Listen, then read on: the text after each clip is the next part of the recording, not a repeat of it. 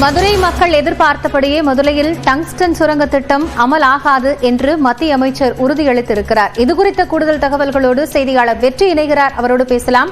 வெற்றி, திட்டம் அமலாகாது என்ற செய்தியை மக்களுக்கு தற்போது வழங்கியிருக்கிறார்கள். விவரங்கள் என்ன?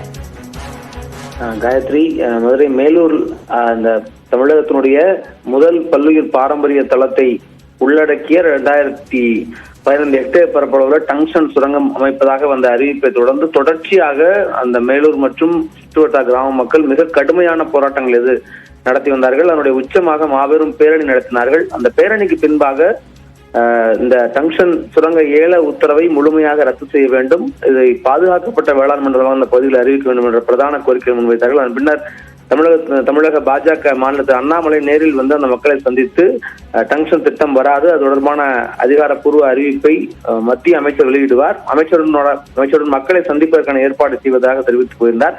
அதன் தொடர்ச்சியாகவே இன்றைய தினம் மதுரை மேலூர் வல்லாலப்பட்டி கிராமத்தைச் சேர்ந்த டங்ஸ்டன் எதிர்ப்பு குழுவில் உள்ள ஒரு 7 பேர் வந்து அழைத்து செல்லப்பட்டு டெல்லியில் மத்திய கனிம வளத்துறை அமைச்சர் கிஷன் ரெட்டியுடன் சுமார் அரை மணி நேரத்திற்கு மேலாக ஒரு சந்திப்பானது நடைபெற்றிருக்கிறது.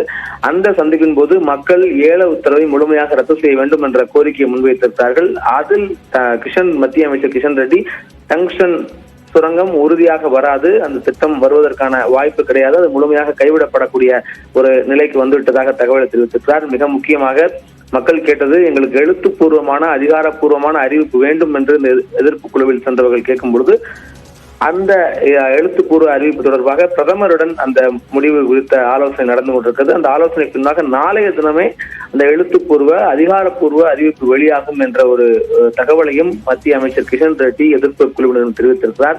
மேலும் இவர்கள் அரசு இதழில் இந்த ரத்து செய்யப்பட்ட தகவலை வெளியிட வேண்டும் என்ற ஒரு கோரிக்கையும் மத்திய அமைச்சரிடம் எதிர்ப்பு குழுவினர் வைத்திருக்கிறார்கள். எனவே அவர்கள் பொறுத்திருந்து நாளைய தினம் அதற்கான அறிவிப்புகள் வெளியாகும் என்ற தகவலையும் தற்பொழுது கிடைக்கப்பெற்றிருக்கிறோம். காயத்ரி, டங்ஸ்டன் சுரங்கம் அமைக்கப்படாது என்ற உறுதியை மத்திய அமைச்சர் கிஷன் ரெட்டி வழங்கியிருக்கிறார். இதுகுறித்த அதிகாரப்பூர்வ அறிவிப்பு நாளை வெளியாகும் என்றும் தெரிவிக்கப்பட்டிருக்கிறது. விவரங்களுக்கு நன்றி வெற்றி.